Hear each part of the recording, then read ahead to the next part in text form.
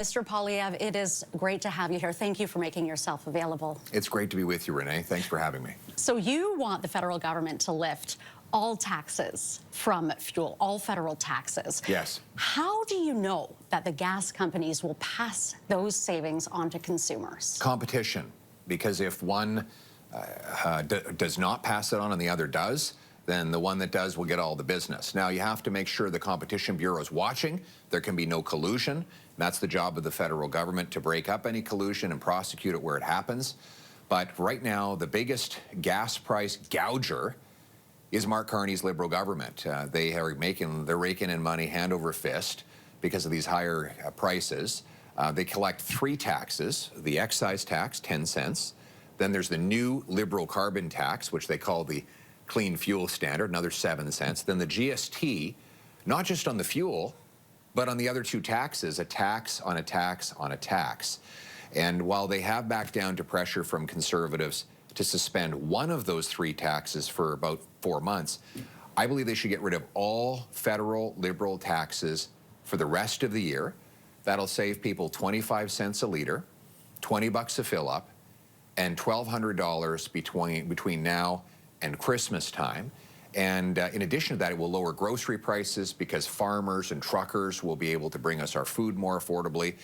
If you got it, a truck brought it. So everything gets more expensive when you've got expensive fuel.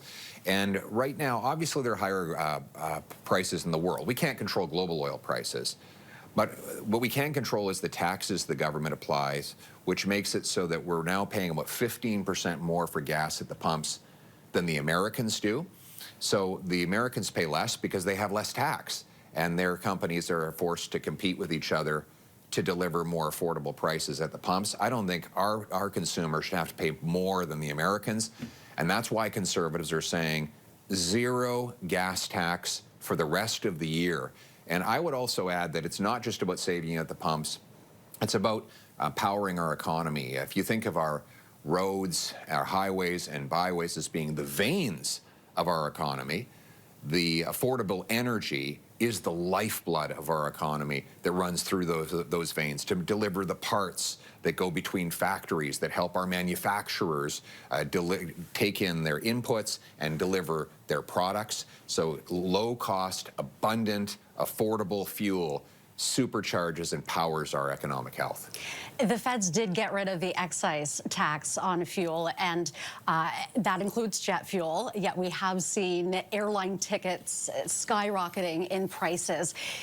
Is it fiscally responsible to remove all taxes when economists call this a handout to gas companies?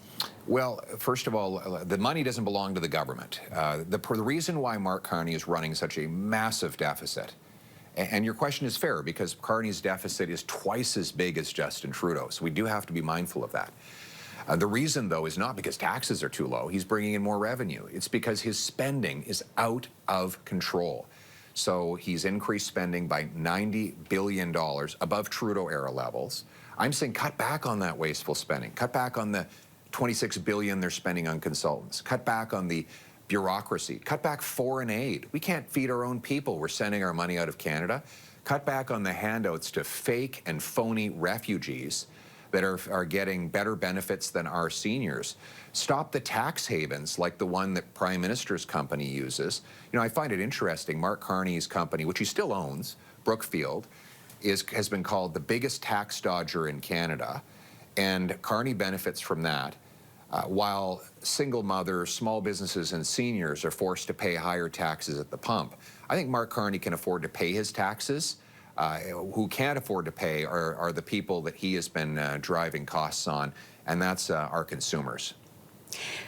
We are expecting the economic update this week. Now, it is expected to post a lower deficit than what was predicted in the November budget.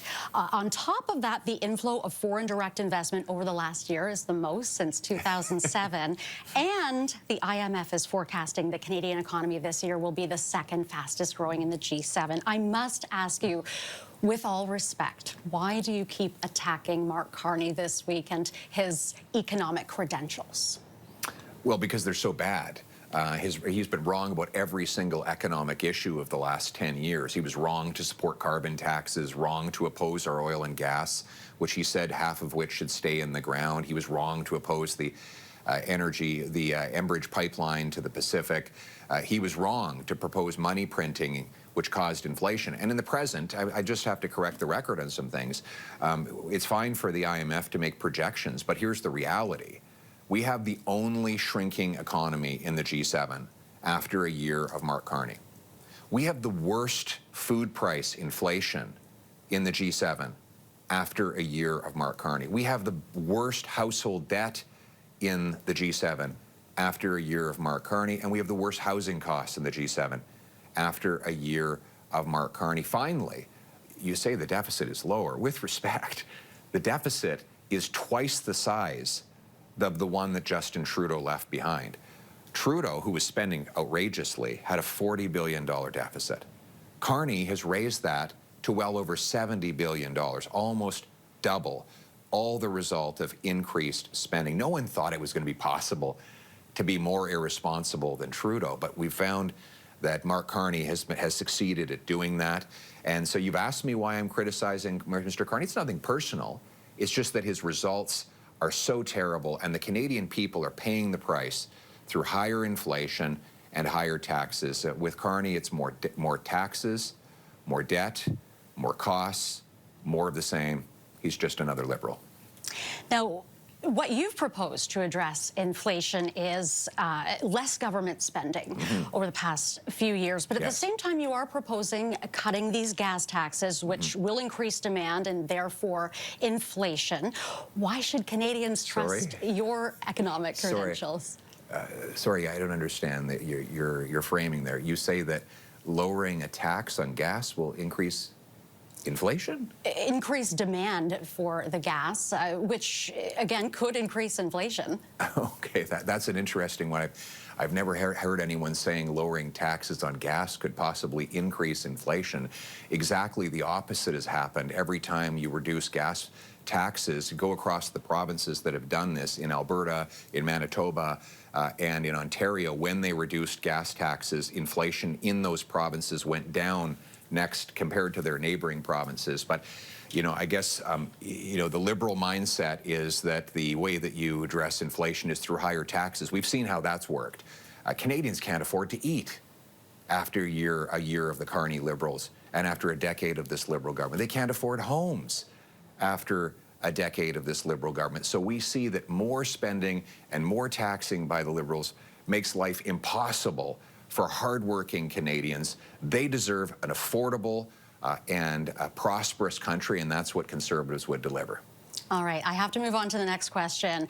Are you sure at this point in time that your caucus, your entire caucus, supports your leadership? Well, obviously I have 87% support, but look, I know that the Liberal establishment and the Liberal elites want to talk about my leadership, which is not in question and has 87% party support, instead of talking about the disastrous record of the Carney Liberals, who have doubled food price inflation, who have doubled the deficit, who have unleashed crime and chaos in our communities. And, you know, it would be nice if the media would actually start to ask questions about the government that's in power instead of protecting Mark Carney and his disastrous and costly record, because Canadians deserve a lot better than what they're getting.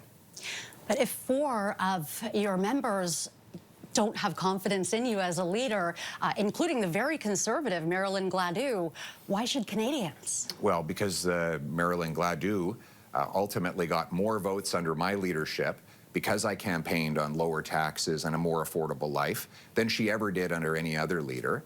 She's ultimately made a decision to betray her constituents, and obviously that we're not going to let people who betray their constituents decide who's going to be the leader of the Conservative Party. I am staying. I am going to be the leader because I'm the only one who can deliver an affordable, safe, and strong country. And I'm going to continue to fight for the people of this country, because now more than ever before, they need someone who will fight for them. All right, lastly, I want to talk about the Enbridge approval that happened yesterday, which you are welcoming. It was a fairly fast approval of that pipeline in BC. Does that now take away a key criticism for you that not a single project has been approved under Carney? No, because this is a very modest expansion of a pre-existing pipeline. It took way too long for Carney to get around to this. This should have been done in weeks, given that it is such a small, roughly a 10% expansion of an existing pipeline. What we actually need is a $30 billion a year oil pipeline to the Pacific. Mr. Carney promised that almost a year ago. Still no permit, no route, no investment, no builder, no starting point, no end point, no starting date, no completion date. And his new special projects office, which was supposed to rush projects through, still hasn't approved a single project. He's kept every single anti-development liberal law and tax that Trudeau brought in. He's kept them all. And in fact, Enbridge says that with these anti-energy laws and taxes, it will be impossible to even produce enough oil to put in a future oil pipeline. So what we need is the Liberal government of Mark Carney to get out of the way and grant fast permits. We shouldn't be talking about one gas pipeline for LNG. We should be talking about 18 LNG projects, because that's how many were proposed when this Liberal government took office.